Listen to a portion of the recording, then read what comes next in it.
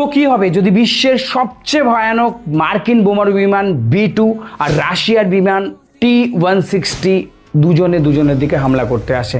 তো দেখুন, আমেরিকা থেকে রাশিয়ার দূরত্ব প্রায় 7,500 কিলোমিটার। মার্কিন বোমারু বিমান B2 তার সর্বোচ্চ স্পিডে যদি রাশিয়ার দিকে রওনা দেয় তাহলে 8 ঘন্টার মধ্যে সে রাশিয়ার সীমায় পৌঁছে যাবে। আর অন্যদিকে রাশিয়ান বিমান T-160 এই দূরত্ব মাত্র 4 ঘন্টার মধ্যে কভার করে নিতে পারবে। মার্কিন বিমান B2 যেখানে 18 টন বিস্ফোরক নিয়ে এগিয়ে যেতে পারে, সেখানে রাশিয়ান বিমানও কিন্তু কোনো অংশে কম নয়। সে 45 টন অর্থাৎ 45,000 কিলো বিস্ফোরক, যার মধ্যে পরমাণু বিস্ফোরক বা নিউক্লিয়ার ওয়ারহেডও কিন্তু বহন করতে সক্ষম।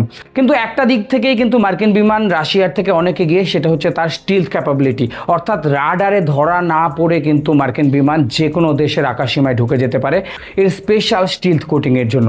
যদিও এটাকে এনকাউন্টার করার জন্য রাশিয়ান Tu-160 কিন্তু অনেক দূর থেকে হামলা করার ক্ষমতা রয়েছে। আর সেজন্যই এই দুটো বিমানকে বিশ্বের সবচেয়ে ভয়ানক এবং খতরনাক যুদ্ধ বিমান বলেই মানা হয়।